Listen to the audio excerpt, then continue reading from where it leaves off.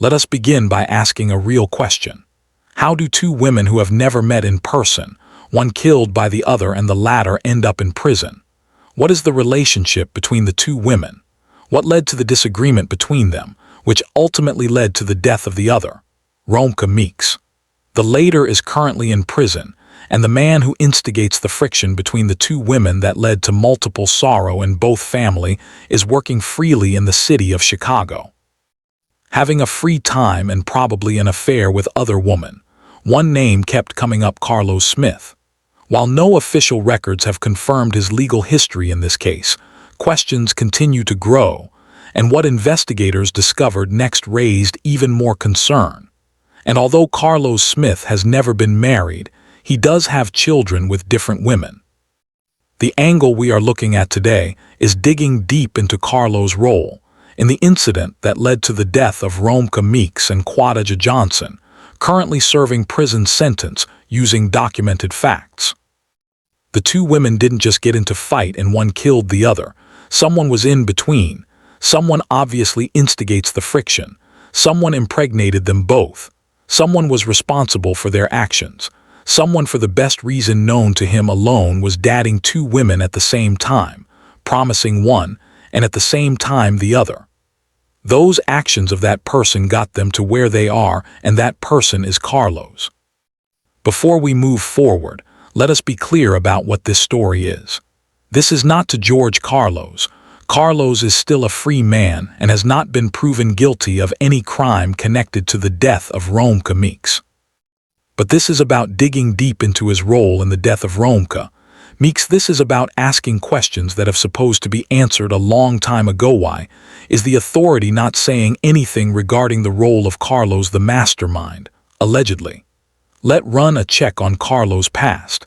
He is an aspiring musician, a rapper whose lyrics led us into his lifestyles, mindset, and his characters. In one of his lyrics raps, Carlos said, "They are calling me a psycho. It actually means I am a shooter with my rifle." What does this mean in a real sense? Or should we say this is just rap lyrics or words that have no relevance to his day-to-day real life? But music actually has meaning. That lyrics allegedly is not too far from him. And why is this? Carlos has been arrested and charged multiple times on different offenses.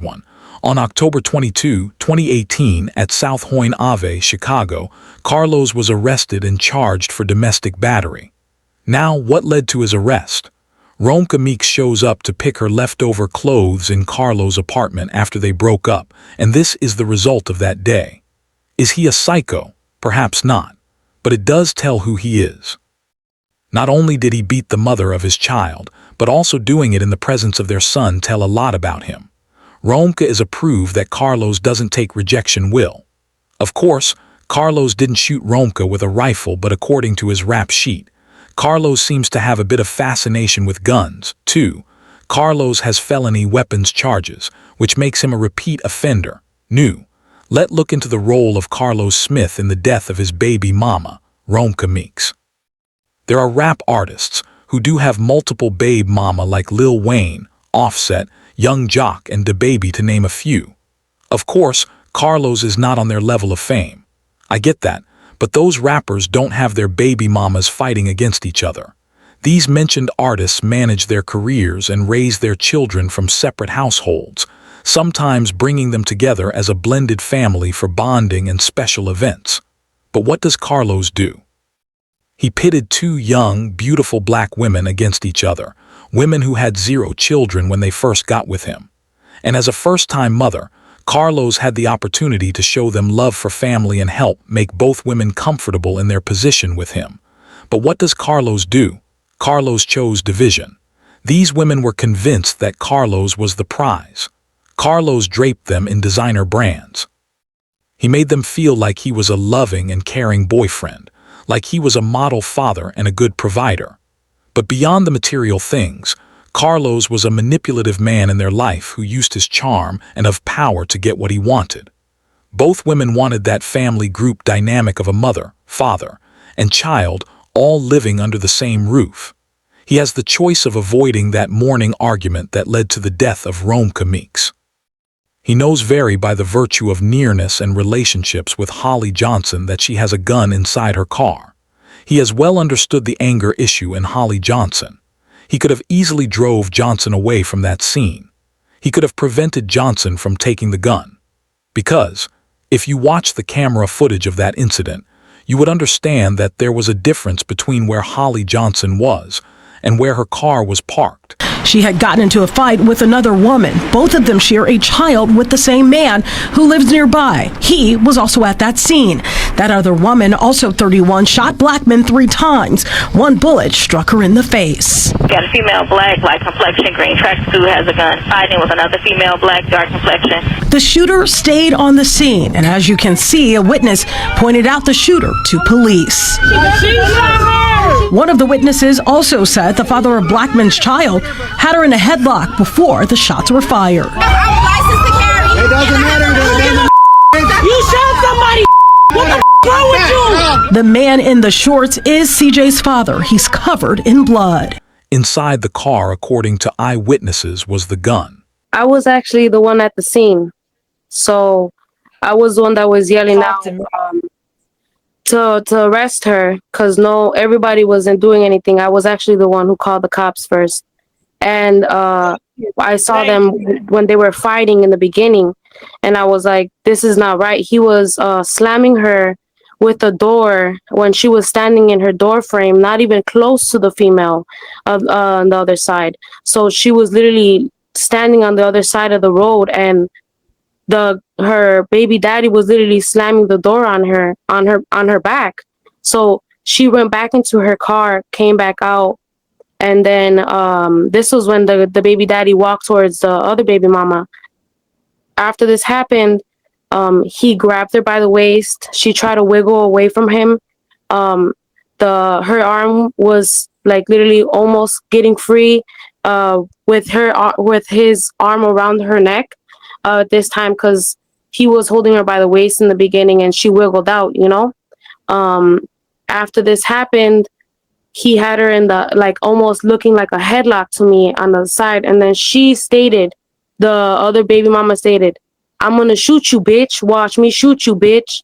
And he stated, she's going to go get her gun. She's going to go get her gun. Watch. And after this happened, she ran to the passenger side of her vehicle, grabbed her gun, went around. And when the woman, the mother, who slipped away from him for at least maybe a good second, as soon as she slipped away, she shot her.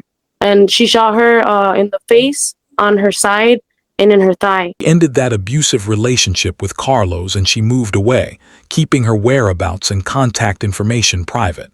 But it ended up costing her life. Now let's talk about that. Quadajah teamed up with Carlos to find Romeca, serve her with a stalking no-contact order, and end her life across from her son's school, because that's the only good location information that Carlos supplied her with. If only the order was used as intended, Romeca would have been behind bars, not Quadajah. But no, I don't think that was part of the plan. During court proceedings, when Quadajah Johnson was seeking that order of protection against Romeca, we learned through court documents that Carlos gave Quadajah a piece of mail containing Romeca's address. So Quadajah could serve Romeca with the protection order from a process server. When the judge asked Quadajah how she obtained Romeca's address, her response was, Carlos told Quadajah where his son attended elementary school.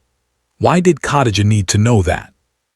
These women didn't even care for each other, so why arm Quadajah with his son's school location? Even after obtaining the restraining order by default, Quadajah didn't follow protocol. She never called 911, which should and would have put the process in motion to arrest Romeca for violating an order of protection. Let me remind you that all that footage was toxic relationship dealings between Carlos and Romeca. The two women had never even met each other before, and neither woman built a relationship with each other directly. They built an opinion of each other, a very negative one at that, through a middleman. But even still, Carlos began planting his seed, both literally and figuratively, to place a wedge between Romeca and Quadajah in a very successful and diabolical way. Now think about how dangerous that dynamic became. You have one person who is controlling the narrative between two people who don't even communicate directly. That person has the power to shape the entire story. He can tell one woman, "Look what she said about you." And then he can go right to the other woman and say, "You know she's jealous of you, right?" He can exaggerate and stir up emotions that normally would only come from having a bad personal experience with someone.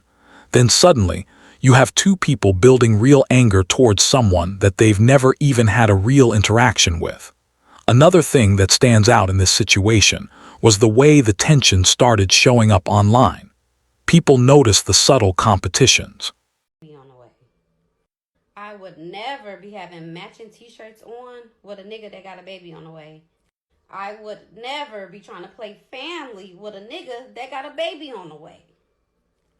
I would never want to be with a nigga that burnt me while I was pregnant. I would never want to be a bitch like that. I would never be telling random people that my baby daddy burnt me. I would never tell nobody no shit like that. I would never tell random people that my baby daddy cheated on me our whole relationship, my whole pregnancy, that he cheated on me. I would never, you could never get me to tell no shit like that to no random people that I don't fucking know. I would never want to have a job to where I'm wiping old people ass and giving old people showers and feeding them and shit. I would never want to have a job like that. I would never want to have a job that my car was in the shop for 2 years. I couldn't get it out. I would never want to have a job like that. I'm wiping ass and I ain't got no car still. I would never want no job like that. I would never want to be with a nigga that done got so many bitches pregnant during the time that I've known him. I would never want to be with a nigga like that. I would never want to be with a nigga that didn't play in my face for damn near 10 years. I would never want to be. What she actually exposes is the fact that Carlos has been playing in both their faces. And she's also describing herself doing a lot of things that she said she'd never do. Quadajah sounds obsessed with being a baby mama to Carlos. That entire focus of her rant was about Quadajah being pregnant with Carlos's child and Romeca's job/financial status. Arming Quadajah with all this information is how Carlos was able to plant the seed of jealousy and hatred between two young black mothers, both whose only son was fathered by Carlos Smith.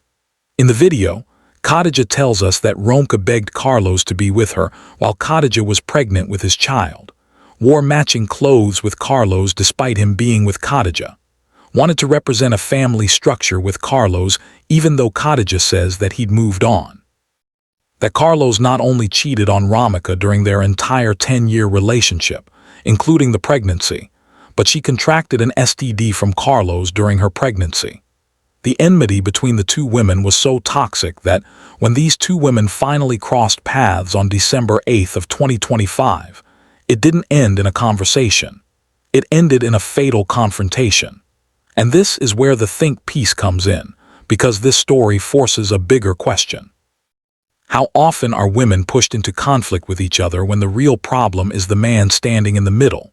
It happens more than people want to admit. A man tells one woman half the story. He tells the other woman a different version, but both women believe that they're defending themselves. Meanwhile, the person who created the tension in the first place steps back and just watches the chaos unfold. And by the time the truth surfaces, the damage is already done. If this story has stayed with you, subscribe, like, share, and comment. We read them and will appreciate your support by subscribing to this channel. Your subscription keeps us going. Investigators appeared focused on building a timeline piecing together relationships, movements, and communication patterns, rather than presenting any immediate legal action against him. And that left many people wondering if there was no confirmed arrest history. Why was his name being mentioned at all? As the case unfolded, the absence of clear answers only seemed to deepen the mystery. In true crime, sometimes what isn't said can be just as powerful as what is. And for viewers following the story closely, Carlos Smith became a figure surrounded not by facts but by questions. And those questions were only just beginning. We will stop here and continue tomorrow, same channel and same time. Stay alert and subscribe. We say a big thank you.